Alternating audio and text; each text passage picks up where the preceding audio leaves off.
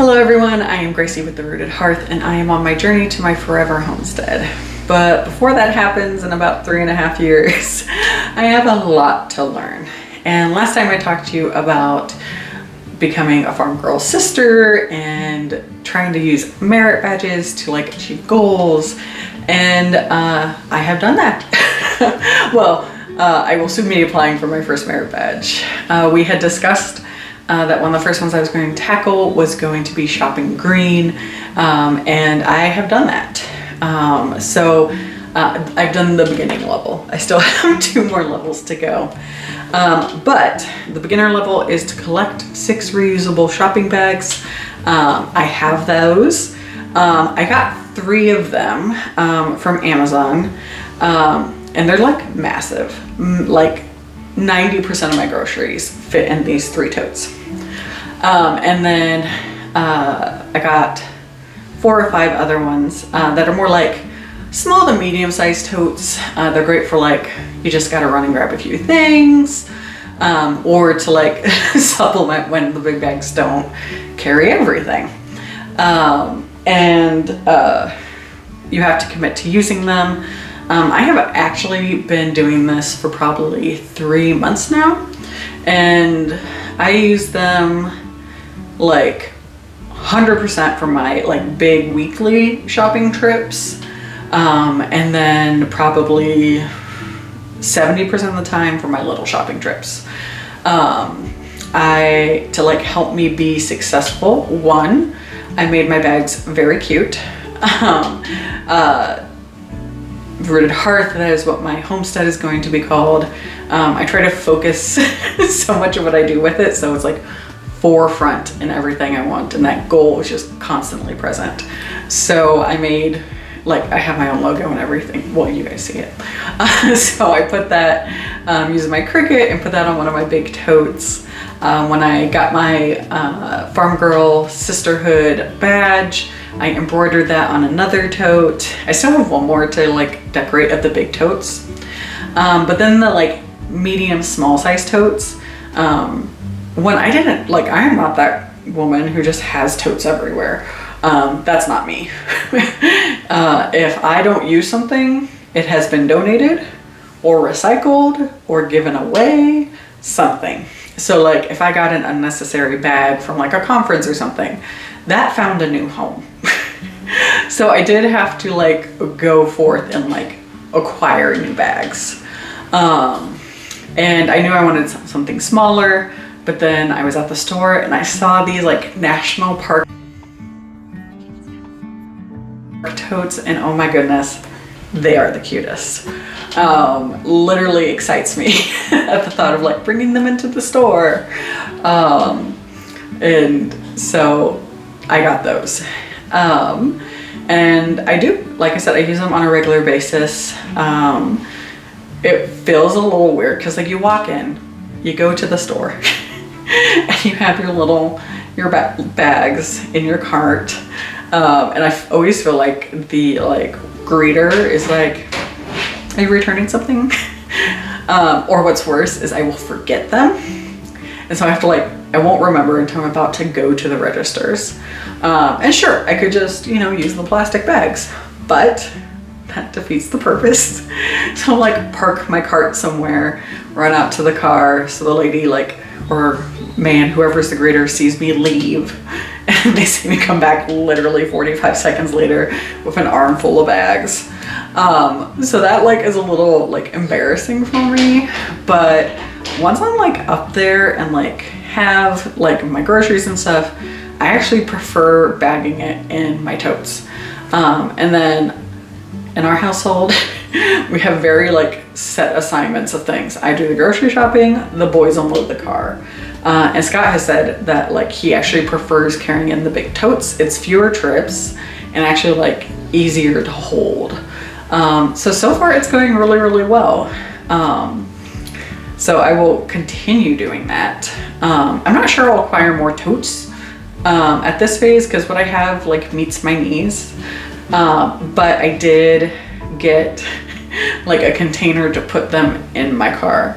As you guys know, I have 4 gorgeous fluffy beasts. So I have dog fur everywhere. And so I can just put them in my tote and they're not like, when I'm done using them, and they're not like getting dog fur on them because they've been abandoned on the floor of my car or something. So yeah, the beginner part of shopping green is going well.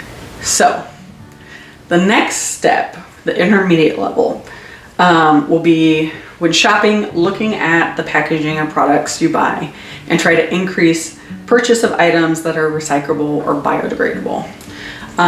This one I have not done yet. I have been getting like thinking, processing about it. I did kind of along with that. So like when we had all the plastic bags, they essentially became garbage bags for around the house. If you pour, you get a little grocery sack and that is your trash bag for the week or however long. But also sometimes a dog will have an accident, and so rather like we use that to take it out to the trash. And so we have hit an all-time low of plastic grocery sacks. And so like in my head, I'm like, well, I could just get small trash bags, but again, those are plastic. And so what I actually did is I found biodegradable, like I think they're 2.6 gallon bags. So just like little bags. Scott did make fun of me for that. He just thought we should grab some plastic grocery sacks. But that's not the point. The point is to be better environmentally. So I've done that, but as far as like my general shopping, I don't really put a lot of thought into it. I live in rural Iowa. And so our stores are limited. We got the Walmart, we got the Fairway, we got the Hy-Vee, and that's pretty much it. And well, a lot of the stuff I get is in cardboard boxes, which you can recycle.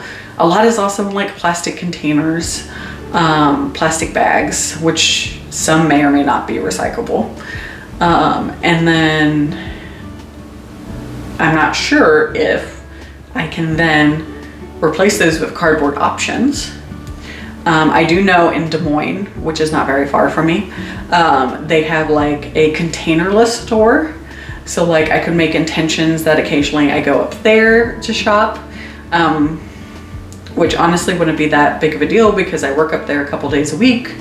So I say all that to say that I'm still trying to process through what that's gonna look like.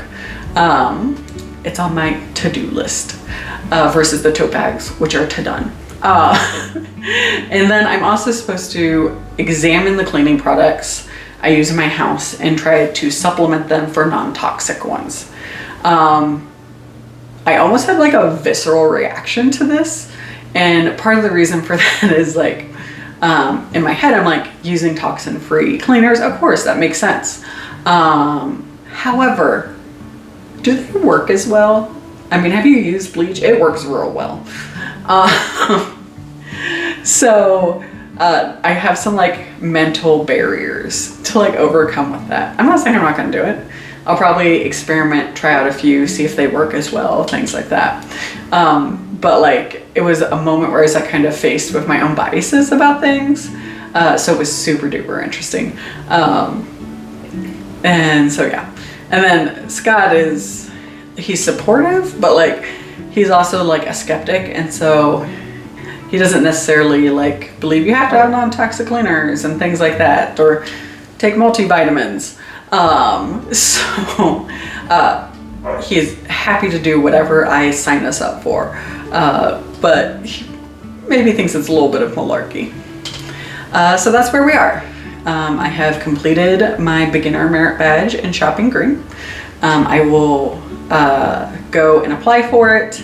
Actually, I'll be writing a blog about this and then like submitting that as proof of how I've done, and that'll be a learning experience. I haven't submitted for a merit badge yet, so I'm not sure like how much evidence they need. But interestingly enough, blogging is another merit badge. So, you know, killing lots of birds with one stone, two stone, I don't know. You know how it goes. But yeah, so if you are like me and you are trying to do better, and you find this whole concept of merit badges interesting, go ahead and hit a like on this video. And if you want to see me mess up and try to figure out how to get to my forever homestead in the next 3.5 years, go ahead and hit subscribe. Join me on the journey.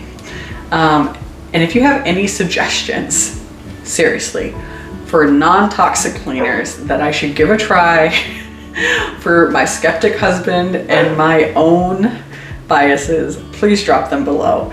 Maybe I'll do like a test review or something. But until then, take care of yourselves.